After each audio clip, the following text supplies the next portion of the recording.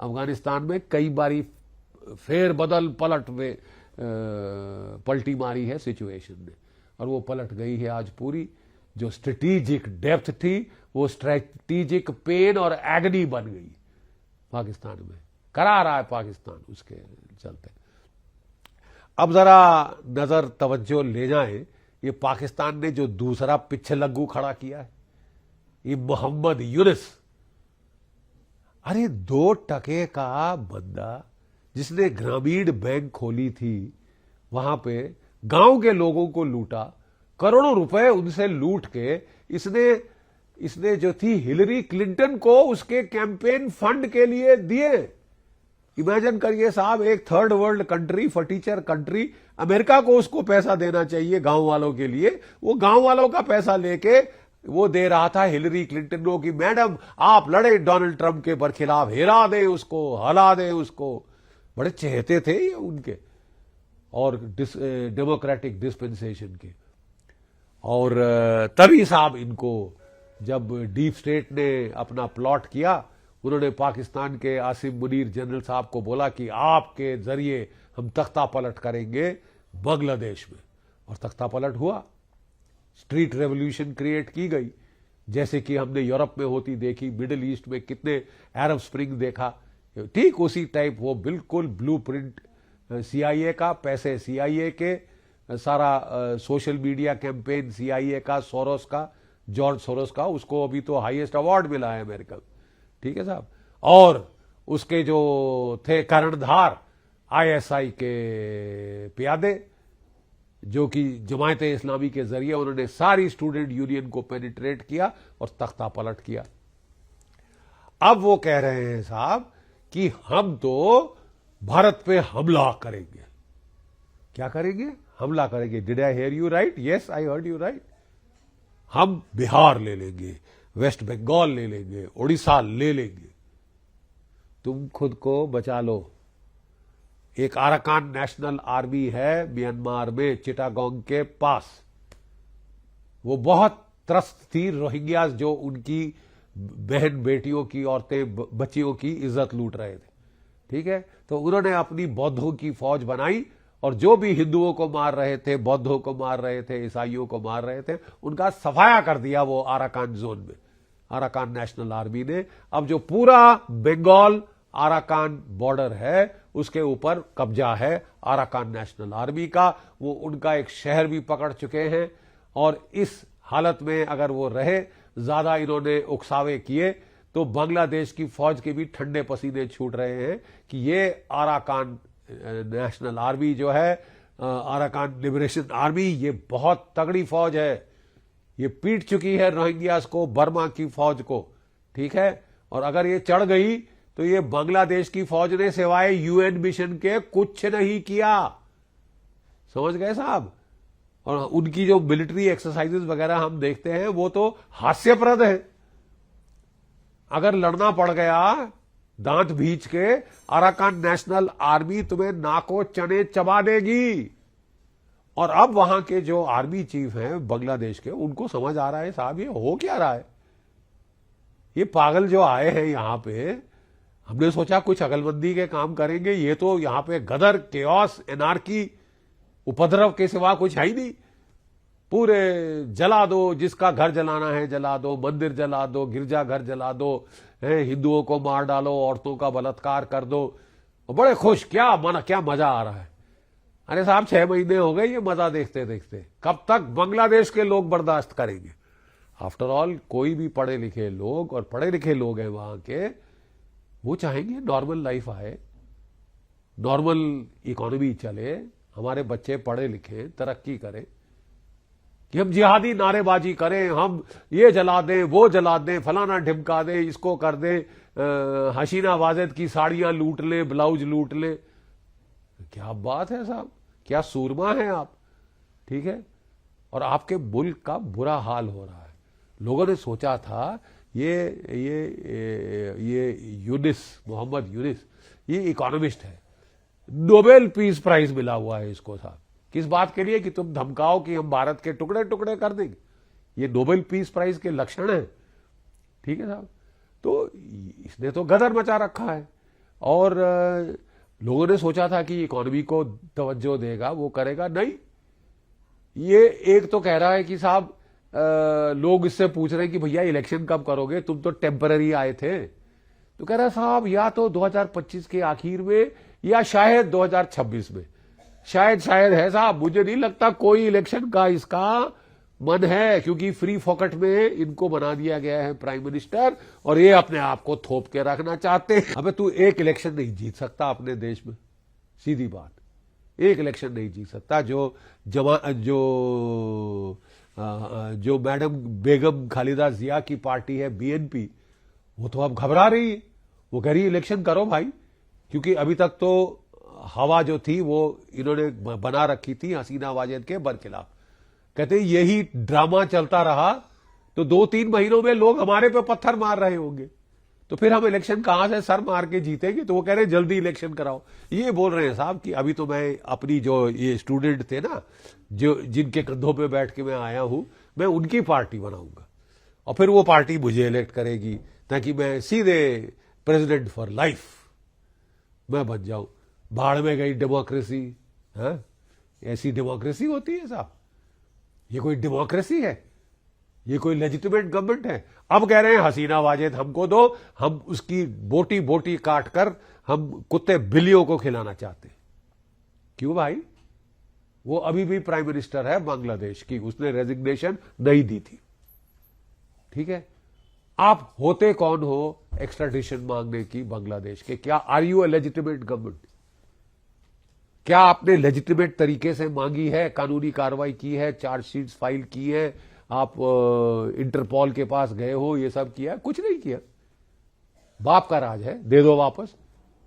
हम देते अगर वहां पे कोई रूल ऑफ ऑर्डर होता, हम देते। क्यों? हाँ, उन्होंने कुछ नहीं गलत किया, let her face a trial and she will be proven right, ठीक है। लेकिन वहां तो जस्टिस नाम की तो चीज ही खत्म हो गई।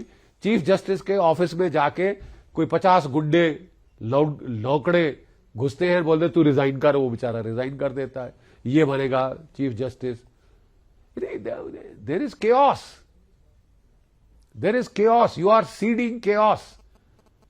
या तो पाकिस्तान एक बड़ा अच्छा एग्जाम्पल सेट कर रहा होता आपके लिए कि साहब देखो कितनी इकोनॉमी बुलंद है हमारी, भिखारी का टोकरा लेके घूम रहे हो। आप भी वही करना चाहते हो? शर्म नहीं आती? आप ऐसे लोगों को राजगद्दी देना चाहते हो, रजाकार के बेटे, जो 71 की आजादी के युद्ध के दौरान बांग्लादेश की औरतें पाकिस्तानी फौजियों को सप्लाई कर रहे थे। पिब्स, दल्ले, अपनी औरतों बेटियों की। ऐसे हरामखोरों को आप लाके राज देना चाहते? आप बांग्लादेश से फिर से ईस्ट पाकिस्तान बनाना चाहते? Have you thought to think कि आप कर क्या रहे हैं? पढ़े लिखे लोग हैं बांग्लादेश के, कोई पागल हजूम नहीं है वहां पे, जैसे कि वेस्ट पाकिस्तान में पागल हजूम एक के बाद एक जिहादी ग्रुप। अब ये तो होड़ लगा रहे हैं कि हम ज्यादा जिहादी ग्रुप वहां पे बनाएंगे, जमातुल मुजाहिदीन बांग्लादेश, बीडी, ये वो, और सब केओस, एनार्की और वायलेंस। मेरे ख्याल अब समय आ गया है कि भारत इनको इनकी औकात दिखा दे, पाकिस्तान को और बांग्लादेश को, ठीक है, इनकी औकात दिखा दे। देखिए साहब, अगर आप सीधे रूप से नहीं मानोगे तो हम बनवा सकते हैं। अभी तक आपने हमारा अच्छा चेहरा देखा है, करोड़ों के हिसाब से आपने धकेले हुए हैं अपने फटीचर रेफ्यूजी भारत के अंदर, जो कि इलीगल तरीकों से अपने वोटर कार्ड और आधार कार्ड बनाते हैं और यहां की हमारे लोगों की नौकरियां लेते। अरे भाई, हमारे लोगों, बच्चों को भी तो नौकरियां चाहिए। आप वहां से आके हमारे लोगों के आधार कार्ड नहीं बने, आपके पहले बन जाते, ठीक है। तो ये जो सिस्टम है ये खत्म करना होगा। जो डोनाल्ड ट्रंप कर रहे हैं अमेरिका में, वो हमको बांग्लादेशियों के साथ करना होगा। उन्होंने कहा कि तो 10-11 मिलियन अवैध घुसपैठिए अमेरिका में आ रखे हैं, सबको आइडेंटिफाई करो, आउट। हम भी यही करेंगे। कल परसों में देख रहा था रिपब्लिक टीवी के ऊपर कि वहां के स्मगलर छाती निकाल के हमारे बीएसएफ के ऊपर चढ़ रहे जवानों के, और बेचारे हमारे जवान आदेश अनुसार जो उनको मिला है वो चुप होके कुछ नहीं कर रहे। अरे मेरे जमाने के फौजी होते तो हम तो उनको मार के इनकी लाशें बिछा देते 4-5, कभी फिर ऐसा दुस्साहस नहीं करते। एक armed force, BSF border force है हमारा, उसके साथ इस तरह दुस्साहस करने में मैं समझ सकता हूं कि पहले वो क्यों इतना रेस्ट्रेंट दिखा रहे थे, क्योंकि उस वक्त हसीना वाजिद ढाका में राजगद्दी पे थी और वो भारत की बहुत मदद कर रही थी। तो हम चाहते थे कि क्योंकि वो हमसे अच्छाई से पेश आ रही है तो हम भी उसी भाषा में जवाब दें। इसलिए जब भी ये स्मगलर आते थे, हमारे जवानों को आदेश थे कि भाई बी पेशेंट, फायर आर्म मत खोलो, एग्रवेट मत करो इंसिडेंट को। ये अब क्या वजह है? हसीना वाजिद को इन्होंने निकाल के बाहर फेंका, वापस मांग रहे हैं कि उसकी बोटी बोटी नोच डालें कुत्तों की तरह, और अभी भी हम इनके साथ धैर्य बरते। क्यों? It is unfair to the BSF boys.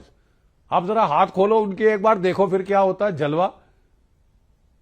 वो जो बड़ा हमने देखा कि वो क्या कहते हैं, हाथ में वो लेके कुल्हाड़ी है और वो मैशट लेके वो बड़ा धमका रहा है, दे रहा है, हथियार छीनने की कोशिश कर रहा है। ये क्या है साहब? क्यों मजाक बना रहे हैं हमारे आर्म्ड फोर्सेस का? उनको हथियार इश्यू किए गए इस्तेमाल के लिए, लेट देम यूज इट। अब हसीना वाजिद वहां नहीं है कि हम एहतियात बरते, कि हम रेस्ट्रेंट दिखाएं।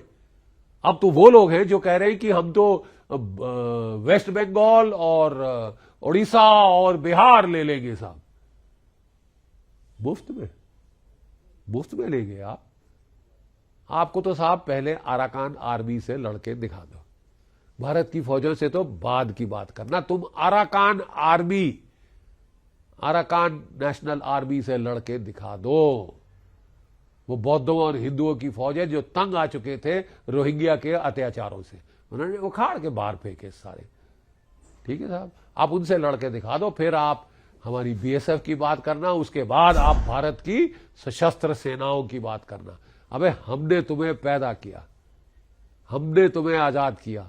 3870 ऑफिसर, जेसीओ जवान हमारी सशस्त्र सेनाओं के, उन्होंने अपना सर्वोच्च बलिदान दिया बांग्लादेश को आजाद कराने के लिए। कंधे से कंधा मिलाकर हम लड़े मुक्ति योद्धाओं से। कितने हजारों मारे गए, कितने लाखों मारे गए वहां पे, लेकिन उन्होंने अपने देश को आजाद किया। वो है इज्जतदार लोग।